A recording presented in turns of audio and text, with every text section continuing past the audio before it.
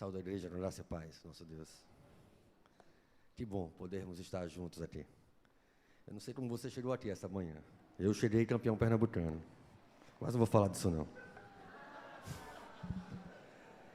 Eu quero convidá-los a abrir suas Bíblias lá no livro do profeta Jeremias.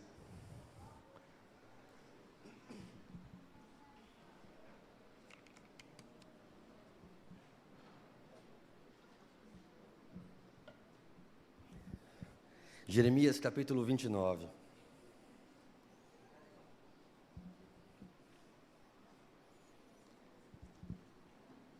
Nós vamos fazer a leitura do verso 1 até o fim do verso 9, Jeremias capítulo 29, do verso 1 até o verso 9.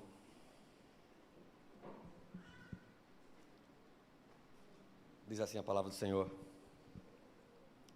São estas as palavras da carta que Jeremias, o profeta, enviou de Jerusalém ao resto dos anciãos do cativeiro, como também aos sacerdotes, aos profetas e a todo o povo que Nabucodonosor havia deportado de Jerusalém para a Babilônia.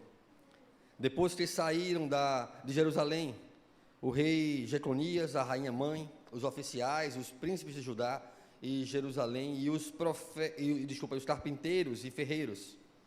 A carta foi mandada por intermédio de Elasa, filho de Safã, e de Gemarias, filho de Ilquias, os quais Edequias, rei de Judá, tinha enviado à Babilônia, a Nabucodonosor, rei da Babilônia, e dizia: assim diz o Senhor dos Exércitos, o Deus de Israel, a todos os exilados que eu deportei de Jerusalém para a Babilônia: edificai casas, habitai nelas, plantai pomares e comei do seu fruto. Tomai esposas e gerai filhos e filhas, tomai esposas para vossos filhos e dai vossas filhas a maridos, para que tenham filhos e filhas. Multiplicai-vos aí e não vos diminuais. Procurai a paz da cidade para onde vos desterrei e orai por ela ao Senhor, porque na sua paz, vós tereis paz. Porque assim diz o Senhor dos Exércitos, o Deus de Israel: não vos enganem os vossos profetas que estão no meio de vós, nem os vossos adivinhos, nem deis ouvidos aos vossos sonhadores, que sempre sonham segundo o vosso desejo, porque falsamente vos profetizam eles em meu nome. Eu não os enviei, diz o Senhor. Vamos orar. Vou convidar as crianças da frente, elas vão também ter um momento delas lá no DI. E nós vamos continuar aqui reunidos em torno da palavra do Senhor.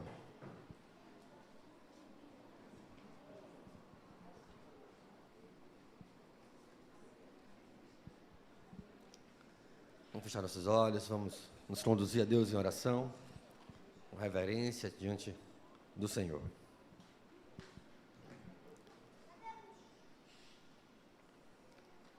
Vamos lá. Pai bendito, todo-poderoso Deus, Tu és altíssimo sobre todas as coisas, Senhor, e nós nos colocamos diante de Ti com temor e tremor. Sabemos que não somos nada, Senhor, sem Ti, e tudo o que podemos fazer de bom a Ti é por intermédio do Teu Espírito que habita em nós.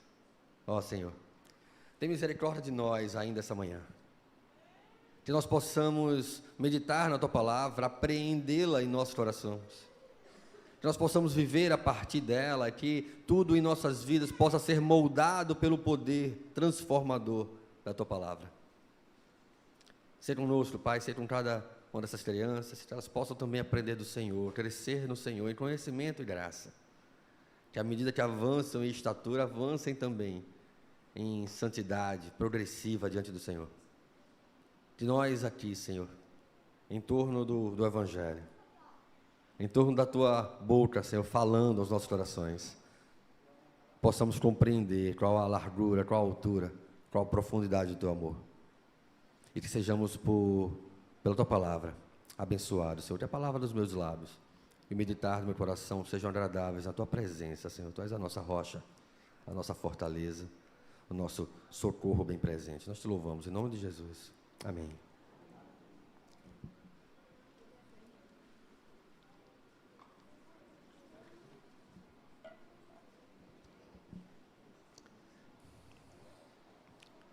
Meus irmãos, um dos grandes reflexos da vida cristã repousa sobre o fato, o modo como nós lidamos com as circunstâncias de nossas vidas. Nós não somos, como cristãos, escravos das circunstâncias. Nós não somos como tementes a Deus, como esperançosos da glória eterna dos céus, sujeitos à mudança de nossa confiança em razão de como os cenários mudam em nossas vidas. Primeiro, porque o crente não é escravo do momento, ele não está escravizado ao seu momento. A sua adoração não deve depender, então, das circunstâncias da vida.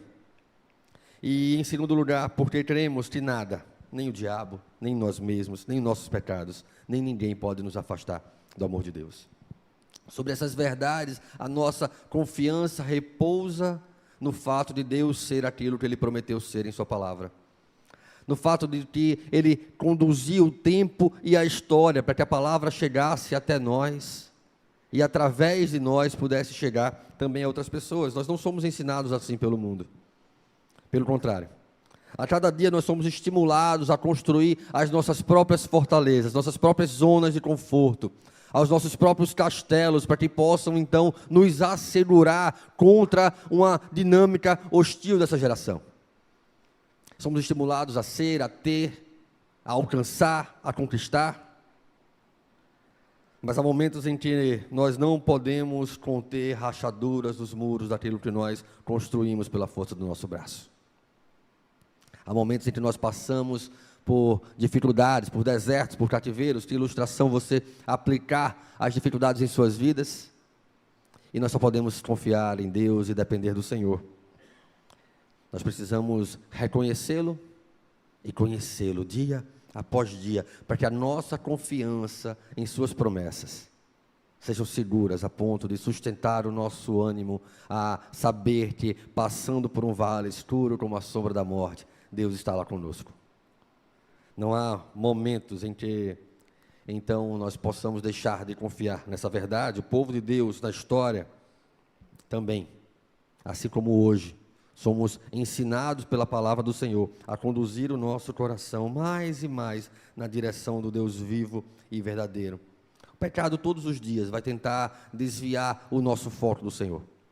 Vai tentar fazer com que os nossos caminhos sejam, então, diferentes daquilo que o Senhor, então, tem revelado em sua palavra para nós. É claro que os decretos de Deus se cumprirão em nossas vidas, mas há bênçãos atreladas à condição de sermos moldados pela sua palavra, vivermos debaixo da promessa, vivermos fundamentados por aquilo que é sólido, que não pode ruir.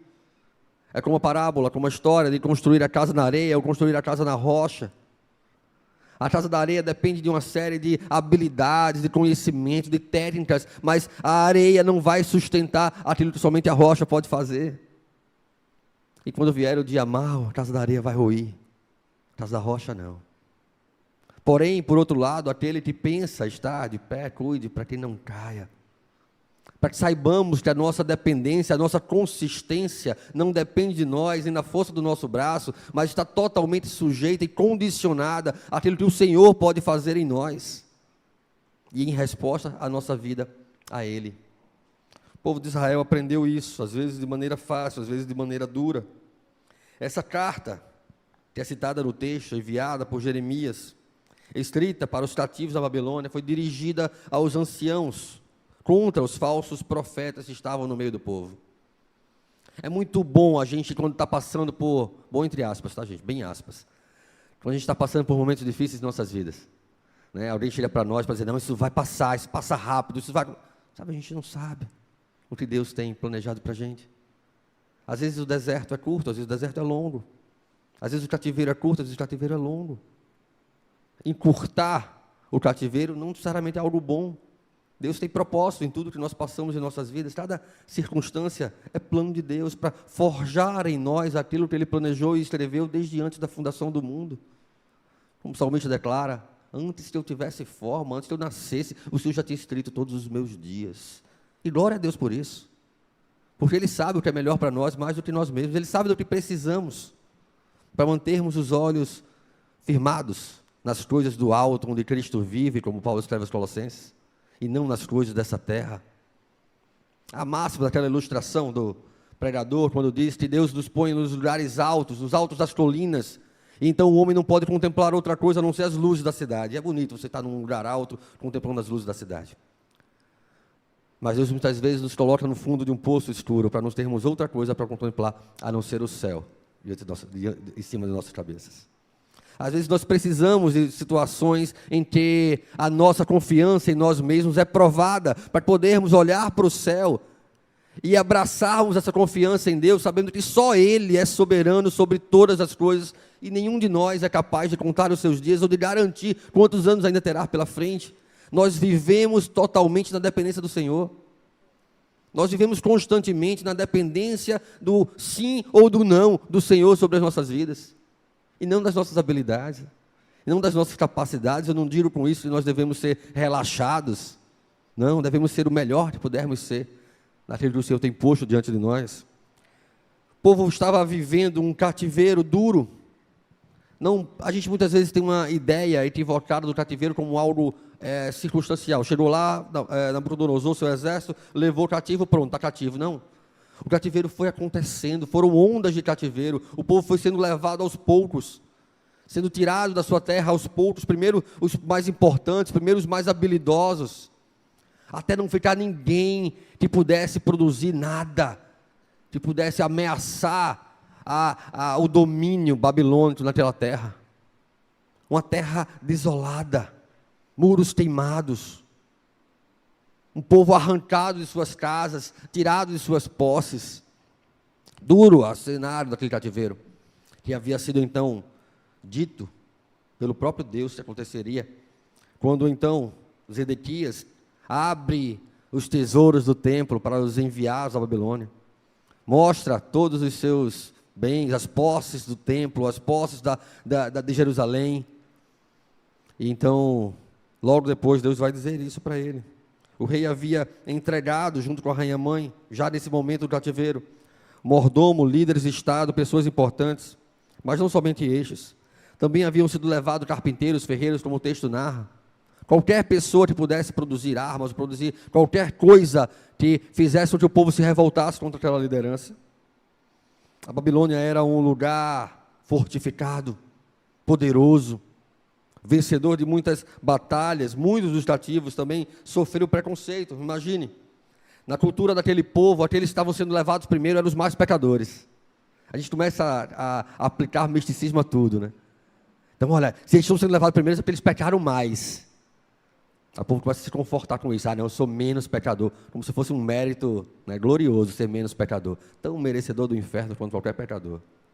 Mas o povo achava que aqueles primeiros cativos levados lá eram, então, menos pecadores. Ou mais pecadores, desculpa. E quanto mais rápido fosse levado, mais pecado tinha. Por isso estava sendo levado, para ser punido lá. E aí o povo chegando lá, começou a se encaixar naquela cultura. Nós lembramos da situação lá do livro de Daniel, né?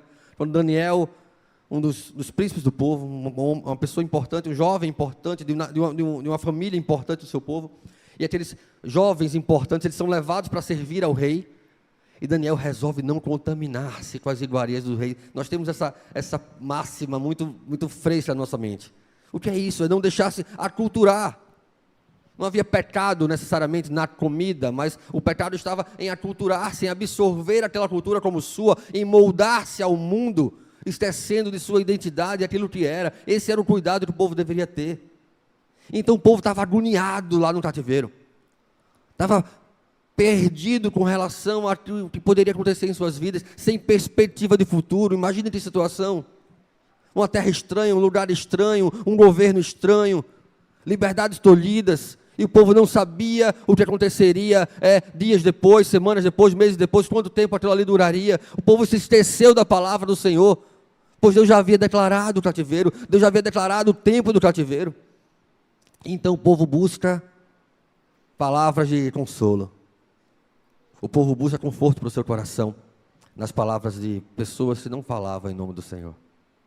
É como você está passando por um dia mal, e aí chega alguém para você dizendo: não se preocupa não, que essa semana vai ser só vitória. Baseado em quê? Claro que nós temos maior de todas as vitórias, nos foi conquistada a vida eterna nos céus. Mas estamos tão sujeitos às dificuldades nessa vida quanto qualquer pessoa que não conhece a Deus. A diferença é na esperança. A esperança de que passamos o que passarmos, passamos no Senhor. A esperança de que essa vida é efêmera. E que, como Bunyan escreve no Peregrino, mesmo diante do gigante desespero, nós temos a chave da promessa que nos livra da angústia e desejo pela morte. Porque, na verdade, o nosso desejo é pela vida eterna dos céus com o Senhor. Então, o povo estava passando por dificuldade. Isso nos mostra o quanto nós somos frágeis em buscar conselhos. Esse é o grande pecado para o coração do crente.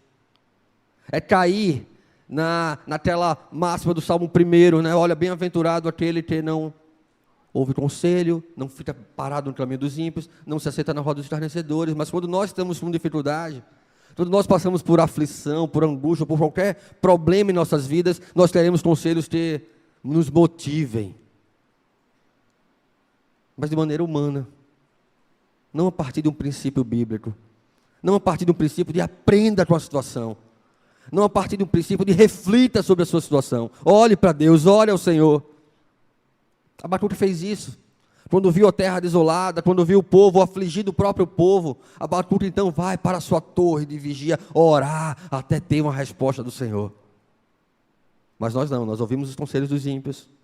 Nós gostamos dos conselhos dos ímpios, então nós vamos pedir mais, nós nos detemos no caminho deles. E depois, sem perceber, nós já estamos assentados na roda dos escarnecedores, compartilhando, aculturados, provando e nos deleitando nas iguarias do rei dessa geração, do príncipe da potestade do ar. Não sejamos satisfeitos com as doces mentiras que massageiam seu ego. Cuidado, não se percam na busca de satisfação dos desejos do seu coração. Eles são circunstanciais se não forem acompanhados pela vontade do Senhor. Eles são efêmeros se não forem sustentados por aquilo que é eterno em nossas vidas. Versos 8 e 9 do texto que nós lemos. Volta os olhos para o texto, por favor.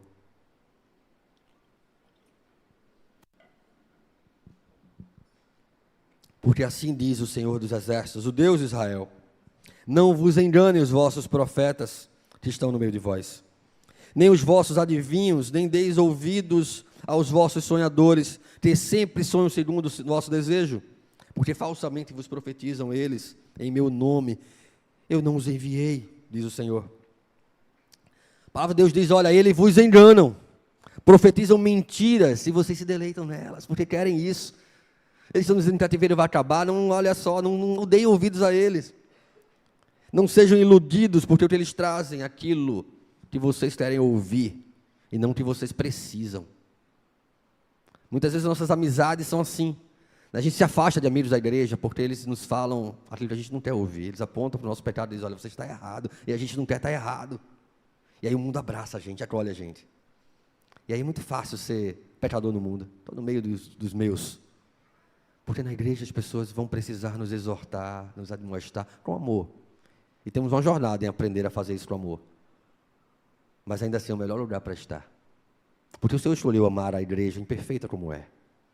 E a palavra do Senhor, ela traz luz à realidade do nosso pecado.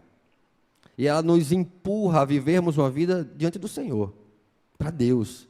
E viver uma vida diante do Senhor era uma vida completamente moldada ao Senhor, conduzida na direção do alvo que é Cristo, entendendo que tudo que temos nessa vida, estudo, emprego, conhecimento, relacionamentos, passageiro. A igreja não, a igreja é eterna. A igreja durará para sempre, porque Cristo morreu por ela. Cristo não morreu pelo meu emprego. Cristo não morreu pelo meu conhecimento, pela minha faculdade. Cristo não morreu por nada disso, Ele morreu pela minha vida. É isso que é eterno. Ele morreu pela igreja, é isso que é eterno. Então a vida vivida para Deus é uma vida focada naquilo que é eterno. Não é uma vida que junta de tesouros, dinheiro, posses, conhecimento, nesta vida. Imagine você sabendo lá, lendo lá Apocalipse, lendo Daniel, sabendo que tudo vai ser destruído. Ah, não, vou botar meu tesouro aqui onde vai ser destruído. Não. Sejamos sábios. Coloquemos o nosso tesouro onde vamos morar eternamente. Coloquemos o nosso coração onde vamos viver eternamente na presença do Senhor. E não busquemos soluções terrenas para coisas espirituais. Não busquemos soluções humanas para as questões da alma. A palavra de Deus é a única capaz de penetrar tão profundo e transformar aquilo que precisa ser transformado em nossas vidas. Na sabedoria de um homem de Deus, certa vez disse João Calvino, a mente do homem é como um depósito de idolatria e superstição. De modo que se o homem confiar em sua própria mente, é certo que ele abandonará a Deus e inventará um ídolo, segundo a sua própria razão. Moldamos a Deus segundo os desejos e interesses do nosso coração. Então fazemos um Deus tão naníquo quanto a nossa própria ideia de Deus, porque não conhecemos o Deus verdadeiro. E aí tudo fica frágil, comprometido em nossas vidas. Somos peregrinos nesse mundo. Estamos de passagem aqui. Esse não é nosso lar. Essa não é a nossa casa.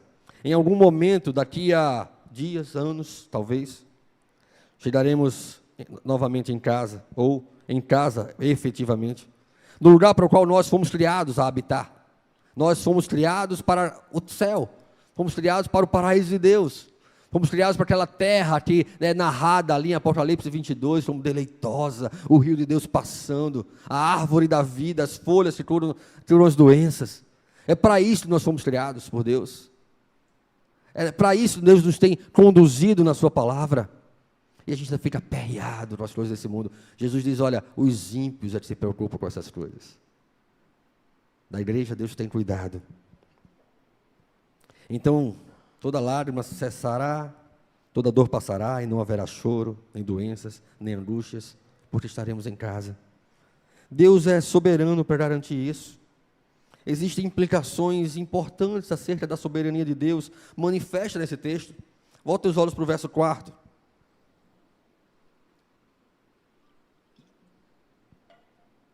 O texto vai dizer, assim diz o Senhor dos Exércitos, o Deus de Israel, a todos os exilados, que eu deportei de Jerusalém para a Babilônia. Deus está dizendo aqui, olha, o cativeiro, fui eu que fiz. Eu deportei vocês para o cativeiro. Não foi o poder de Nabucodonosor, não.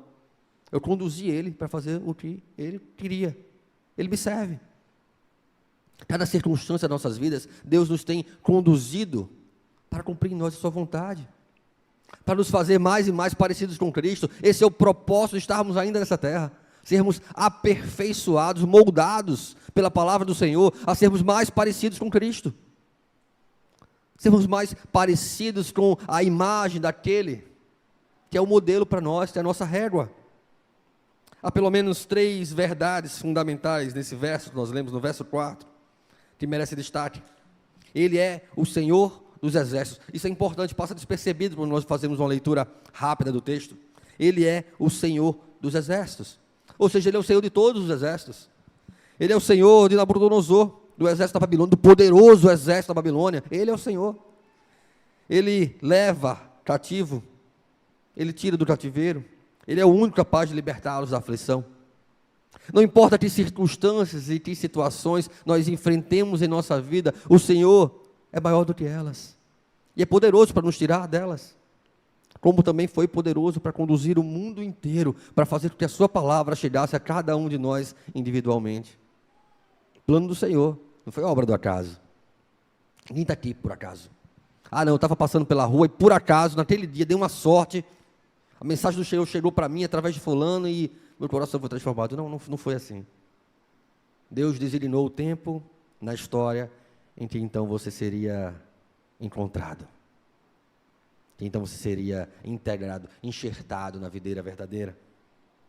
Salmo 46, versos 6 e 7 vai dizer, bramam as nações, reinos se abalam, Ele faz ouvir a sua voz e a terra se dissolve. O Senhor dos exércitos está conosco, o Deus de Jacó é o nosso refúgio. Bramam as nações. Quem conhece o Salmo 46, é aquele salmo dos filhos de Corá, que ele fala da terra se abrindo, dos montes se abalando no seio dos mares, e ainda assim confiante no Senhor. Essa é a certeza que Deus é aquilo que Ele prometeu ser. Uma outra verdade desse texto é que Ele é o Deus de Israel, Ele é o Deus da igreja. Sua disciplina implicava em um cuidado pastoral com a sua igreja. O cativeiro era cuidado pastoral. O cativeiro era disciplina para que o povo pudesse então reconhecer e se voltar dos seus maus caminhos, como Deus havia profetizado. Deus não nos desampara, Ele não nos abandona, nem em meio à disciplina, porque ela é resultado do seu amor por nós. Nos disciplina mas sempre nos restaura. Passamos por dificuldades, sempre saímos restaurados, tratados. E em terceiro lugar, Ele é o soberano suficiente para nos levar para o cativeiro. Não foi a força da Nabucodonosor. Não foi a força dos governos, dos chefes, das autoridades, das doenças, dos vírus. Deus é o Senhor deles todos. Tudo coopera para o bem daqueles que amam a Deus. Hebreus capítulo 12, no final do verso 10 até o verso 12, vai dizer o seguinte: Deus, porém, nos disciplina para aproveitamento, a fim de sermos participantes da sua santidade. Toda a disciplina com efeito, no momento, não parece ser motivo de alegria, mas de tristeza. Ao depois, entretanto, produz fruto pacífico aos que têm sido por ela exercitados. Fruto de justiça. Por isso, restabelecei as mãos descaídas e os joelhos trôpegos. Deus trata, Deus restaura. Deus nos faz nova criatura. Um governo é um reflexo de uma sociedade, em muitos aspectos, dos valores de uma sociedade. Para um governo mudar, é necessário que a sociedade mude, que os valores mudem também. A gente quer mudar o país mudando o governante, a gente tem que mudar de baixo para cima, a gente tem que falar para o Evangelho. Que a palavra do Senhor faça sentido na vida das pessoas, e todo o resto é reflexo disso. Temos uma missão de proclamarmos as virtudes daquele que nos chamou das trevas para a sua maravilhosa luz. E a verdade, que gostaria que pudéssemos guardar desse texto, se pudermos abrir novamente, agora a partir do verso 10, completando essa perícope, em que Deus exorta o povo acerca das mentiras dos falsos profetas. Do verso 10 em diante, diz: assim diz o Senhor, logo que se cumprirem para a Babilônia 70 anos, atentarei para vós outros e cumprirei para convosco a minha boa palavra, tornando a trazer-vos para este lugar. Eu é que sei que pensamentos que tenho a vosso respeito, diz o Senhor, pensamentos de paz e não de mal, para vos dar o fim que desejais. Então me invocareis, passareis a orar a mim e eu vos ouvirei. Buscar-me-eis e me achareis quando me buscardes de todo o vosso coração. Serei achado de vós, diz o Senhor, e farei mudar a vossa sorte. Congregar-vos-ei de todas as nações, de todos os lugares, para onde vos lancei, diz o Senhor, e tornarei a trazer-vos ao lugar de onde vos mandei para o exílio, diz a palavra do Senhor.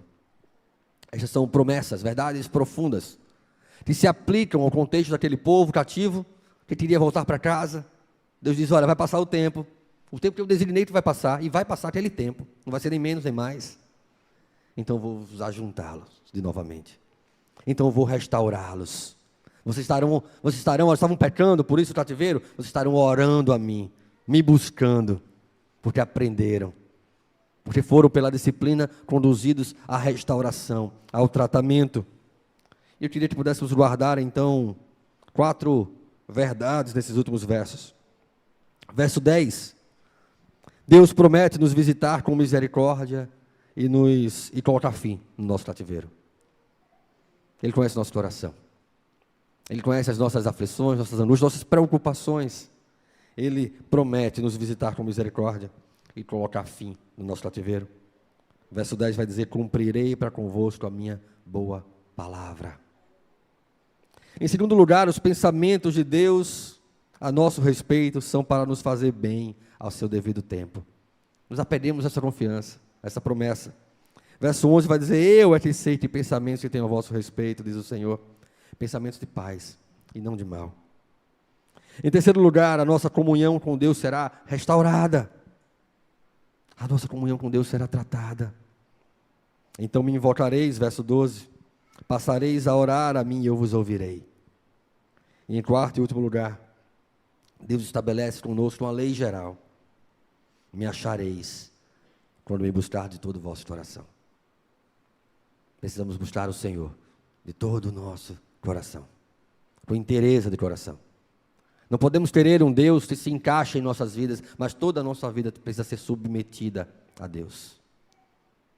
Então encontraremos, então nos deleitaremos na sua palavra, mesmo quando amarga, a providência amarga, nós entenderemos como boa, perfeita e agradável para nós. Seremos por ela moldados, por ela forjados, como crentes genuínos, firmes diante do Senhor. E quem sabe as nossas experiências não nos servem para exortar e admoestar outros, para que não passem pelos mesmos maus caminhos que já passamos em nossas vidas. Porque Deus torna tudo em bem, até o nosso mal, Ele torna em bem, fazendo cooperar para o nosso bem, por causa do seu amor, não por causa de nós, por causa do seu muito amor por nós. Que Deus tenha misericórdia de nós. Quero convidá-los a orar nesse momento, que nós possamos nos deleitar em contentamento. Deus é glorificado, e mais glorificado em nós, quanto mais satisfeitos nós estamos nele, e somente nele.